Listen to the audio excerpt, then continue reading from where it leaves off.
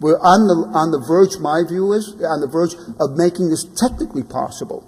But just because it's technically possible doesn't mean that it is going to happen. There are too many things between the invention and the final commercial product that we've seen earlier today. Oops.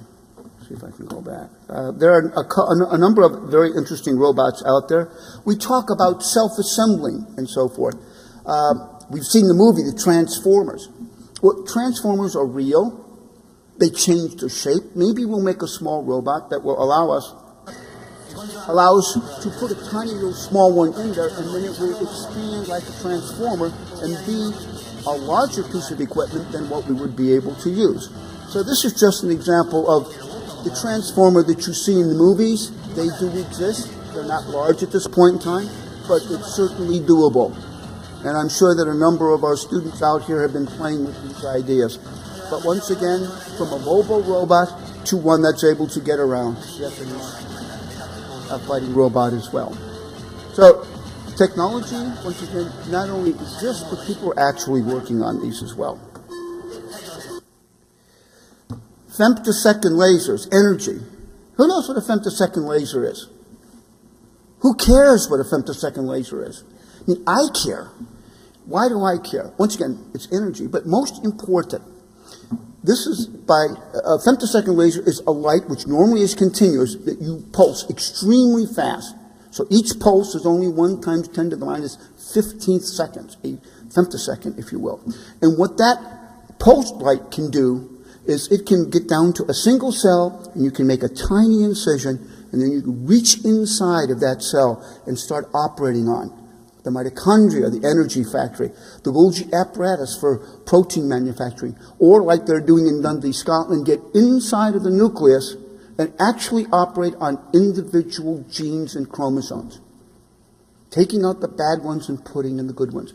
A whole new approach to genetic engineering. Right now, genetic engineering means I find a harmless virus, put a bunch of genes in it, and I give you an injection and hope it goes where it wants to go, and our success rate is 11% across the board. This may be a way that you'd actually get down to individual cells that are bad and actually be able to change their genetic structure. And how do you do that? Well, today the cell biologists are doing that and doing the research, sitting at a workstation. We already have that workstation, the Da Vinci robot. So it's not that much of a stretch, if you will, to be adding a microscope onto this and begin operating at the cellular level. And what will we see? We're not going to see kidneys and livers and spleens. This is what we're going to look at. We're going to look at cells, and you look at cells by usually the amount of protein fluorescence that they have in there, because each one of the molecules that you have fluoresce at a different level, either stimulated or autofluorescent. And when you operate on them, when you change them, they don't change their shape. They're too small to detect the shape change. What changes is the reflected color. So when you operate successfully, you do it by seeing what the color change is, not the shape change. Or maybe we'll work right here. No, this is not Mount Vesuvius. This is the cell membrane, and this is an ion channel. This is where the proteins go in and out. The transcription factors come from the inside and go outside too. This may be what you're looking at as a surgeon in the future. The surface of a membrane and dropping in individual molecules or individual proteins that you want to do certain things for you. And where can you do this? It's the operating room of the future. It's at such a small scale, but you can, for example, build a cockpit. The system that you have, the Da Vinci, can get down to 10 microns now, which is about 10 times greater than any human could possibly go. And any surgeon can sit down and get that routine amount of dexterity. Next generation may go down to 1 micron or even less. And you can put them all together. You could sit at a console like this and operate on whole livers and kidneys or on hearts, and then go down to individual cells or even into the nucleus and be able to operate on them. All from one place, the surgical workstation. That's the power of the information age. That's the power of energy. Here's a very interesting one that a friend of mine from Delft University said, maybe our console will look a little bit different. They imagined, and once again thanks to Santi here, that they may want to begin doing notes.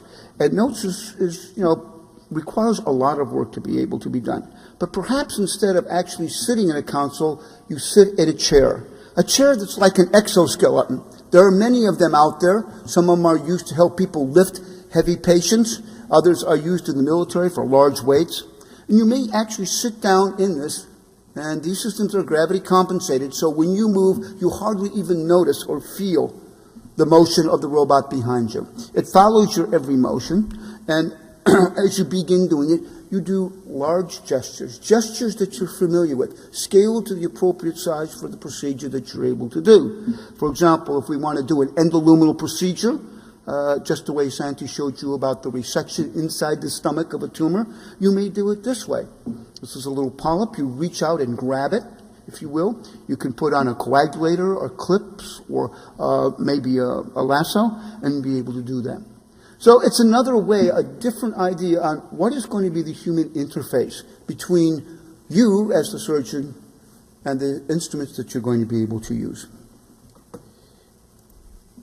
Oh, come on, give me the next one, people.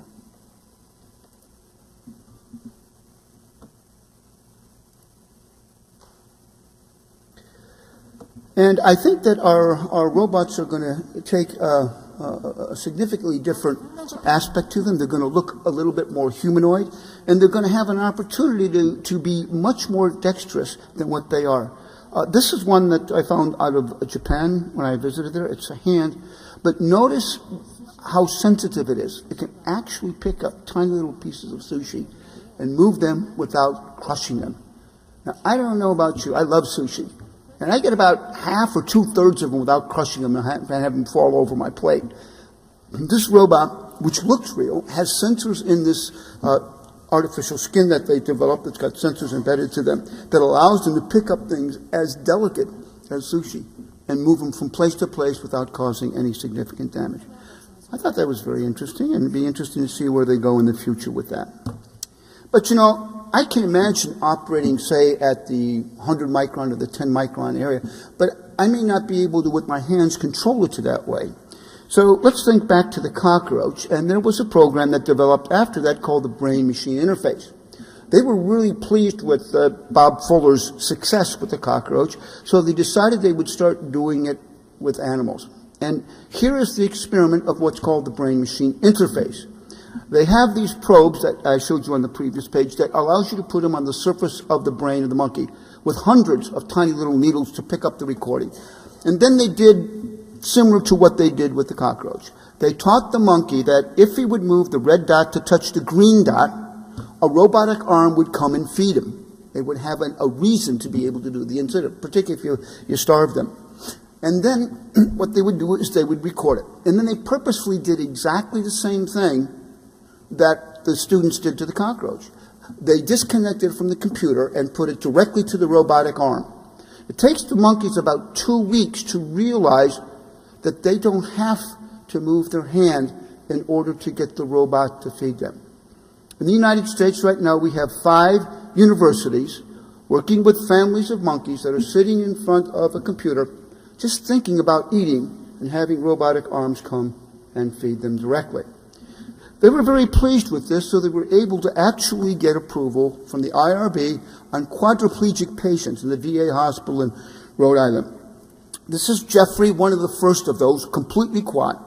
Jeffrey, draw a circle for us. He has, as you can see, one of them implanted in his brain. And so here is Jeffrey drawing a circle, just with his thoughts. They developed a practical program so he doesn't have to call the nurse every time he wants the television turned on or off or the channel change. And so here you see Jeffrey thinking about turning the television on, changing the channel, increasing or decreasing the volume, simply by thinking. They were so successful that one of the students went down and got a prosthetic arm and hooked it up. And unknown to them, it took 15 minutes for Jeffrey to be able to open and close an artificial hand just with his thoughts. This is the raw footage of the first person ever to open and close a prosthetic hand with their own thoughts. Right now, DARPA's got the next generation of this brain-machine interface program with an intelligent upper arm prosthesis to allow us to move forward on this for many of our soldiers that are returning with a lot of injuries that are horrible.